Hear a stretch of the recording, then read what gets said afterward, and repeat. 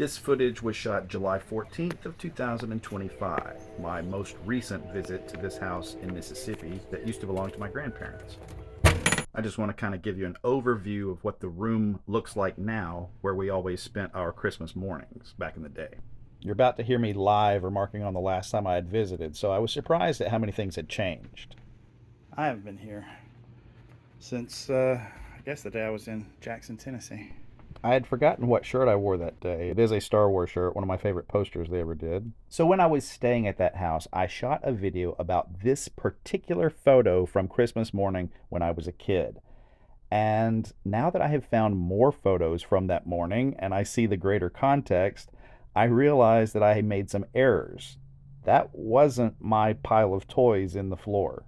It was my cousin Sean's pile of toys. I mean, I did own all of those things during that time frame, so it's an honest assumption to make. But a few weeks ago, I was over at my mom's house, and she was going through 6 identically covered Mona Lisa photo albums. And one in particular held several photos that I realized I'd talked about the memories of in previous Toyaholic videos. For instance, towards the mostly empty back of the album, I found this picture of me, my cousin Todd, and my cousin Christy posing out front on the steps of that house. He's feeding her a bottle, she's in a diaper, his legs are bare.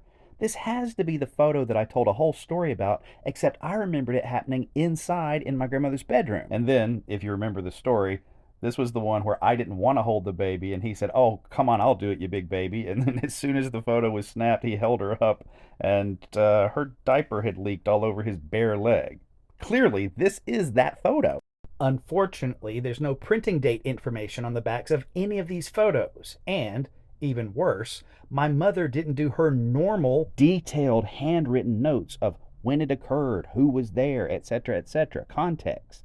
And she's done that for a lot of her photo collection. But sadly, not these. So I kind of had to do some toy detective work to determine exactly what year each photo was. It was also slightly frustrating that the photos were not in chronological order. For instance, right between pictures of Christy older and Christy as a baby, you see pictures of a trip to Arkansas when Sean was a baby before Christy was ever even born. That's me sitting in the W position with yet another of my uncle's poodles. He's had a long line of them. It's actually a very Christy-centric album because she was the youngest of the 8 grandchildren on that side of the family. The album actually starts with a picture of her being held by my mom, my sister's looking on, and my dad is reflected in that big mirror over the sofa. I always liked that picture. But then the second photo in the album, she jumps to looking about 2 years old, and that's me beside her wearing Superman pajamas looking around 10 or 11. Well, we know it has to be 1980 at the very least because that's an Empire Strikes Back logo and a twin pod cloud car sitting on top of that box. So if this was December of 80, I'd be 10, just about to turn 11 in another week. Still sitting W position in that floor. So chances are Sean wasn't the only one that got a Vader case that Christmas. I think I got one too, although I can't really find any pictures of 2 of them at the same time. You can see me at the bottom left corner of this photo holding a Vader case. By the way, that sister that's wearing the Bama sweatshirt, she doesn't like Bama football anymore and she always gets onto Orion for wearing Bama, so ha ha ha. And up above the tree, in the full picture, you can see something else that's kind of interesting. It's going to be a bit of a tangent though. I mean, this is the supreme irony of life. It's now January 2026, and I'm using an AI function on my phone to make these pictures look better, and there hanging on the wall is a portrait that never existed. This portrait now hangs at my mother's house in the hallway, and I've heard this story many, many times. In a nutshell, these 2 people were not photographed together. The man was photographed sitting in a chair by himself. The woman was photographed with some other man, like maybe a previous husband. By the way, both of these were in black and white. So they hired an artist to tint them into flesh tones to paint out the first husband and also to combine them into one picture. And he painted in the bottom half of her dress, but he didn't paint it behind the chair. So for all of my protests about AI and the fact that I'm now using AI, I guess really my family has been using some pretty mediocre photographic fakery for generations. But back to Christmas morning in the early 80s, this is my grandmother looking down at Christy in this photo, unwrapping a present. This is the same grandmother that took the picture of me, Christy, and Todd. Here's a good picture of Christy with a Pink Panther stuffed animal. And I feel like this one was snapped right before the picture of Sean holding up that Dukes of Hazzard garbage can. And since neither of these is a particularly flattering photo of Sean and Christy's mom, here's a photo I found later in the same album where she doesn't have her big thick glasses on, but I don't know what that pose is about. It does look like there might be snow on the ground though. But getting back to the Pink Panther photo, without the garbage can in the way, you now get a glimpse of one of my presents sitting in that chair. In fact, in both pictures, that's my hand back there picking things up and arranging them, although it really resembles Orion's hand. Can you recognize that toy from this glimpse? I'm going to circle back to it later, but here's the thing. It was not available in 1980. Looking at all these photos made me remember a detail that's not supported by the photographic evidence, but I'm going to go ahead and tell it anyway. When Christy was very small, she had difficulty pronouncing my mother's name. My mother's name is Doris Ann. And so there was a slight lisp to it, so it became Dorith. And also, she inserted an extra consonant, so it became Ann. The funny thing is, my mom's initials actually spell the word Dan. Of course, I'm over-pronouncing the Doris for your sake. Everybody pretty much pronounces it Darsan. So, Christy, emulating the adults, it came out Darthan, Darthan. So Mom fully leaned into this, and on the Christmas present labels, she wrote, "To the little angel from Darth Dan." So, I guess I'm the son of a Sith. Dum dum dum dum da dum dum da dum. Sometimes even a photo with bad composition, like this one, can yield surprising results when run through the right programs. In my video, My Mississippi Toyaholic Memories Part 5, uploaded March 13th, 2022, I said that may or may not have been the Christmas that we got our snow speeders. Turns out, it was. So here's our first little bit of corroboration for the story that I told then about Sean's snowspeeder coming with an extra set of stickers. Now, I don't think it's earth-shattering news that Santa Claus is on a tight time frame on December 24th. So sometimes he just drops the stuff off, and it's up to the parents to assemble it, put the stickers on it, etc.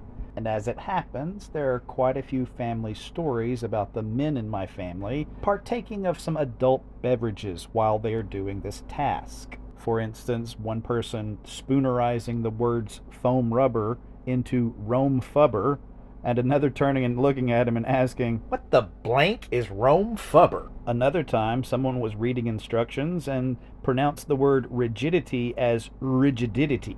And my theory is that perhaps that activity led to my uncle's decision to use all the stickers. And it seemed like the more candid shots they snapped of the little angel, the more they accidentally kept corroborating my story about the snowspeeder with extra stickers on it. Also, notice Sean's tauntaun back there. It appears to have fallen forward onto its forepaws, so you're seeing the bottom of its legs and its tail right now. I had seen the photo of the box and figured out what box I was looking at, but that's the first time that I've noticed the toy. So I gotta say, now that I'm seeing the photo of it again and looking at the placement of the extra stickers, he actually did a pretty good job. I mean, now when I look at a picture of a regular snowspeeder, it looks a little plain. Another candid shot of Chrissy, modeling her sunglasses, yields us this angle of the snowspeeder with the extra stickers on it. Dang it, the more I look at it, the more I kind of want to recreate one. Anybody else or just me? So at this point, you may be wondering, well, Sean got a customized snowspeeder, a tauntaun, a twin-pod cloud car, that Dukes of Hazzard trash can. He got an R2-D2 model kit, a Darth Vader case, and a Darth Vader TIE Fighter. Plus, I was looking up on the SWCA.com to see what year all these toys were originally produced, and I absolutely stumbled into something that I think may explain why there's always a yellow blotch on the twin pod cloud car box in every one of these photos. I think he might have gotten the special offer version of the twin pod cloud car, which came with a free Bespin security guard. Meanwhile, I had gotten a Vader case and whatever the thing is in the chair. We'll talk about that in a second. What else did I get? Well, in this one photo of Christy, I feel like higher up in the original shot there was something else. Oh, that's right. Thanks, Sean.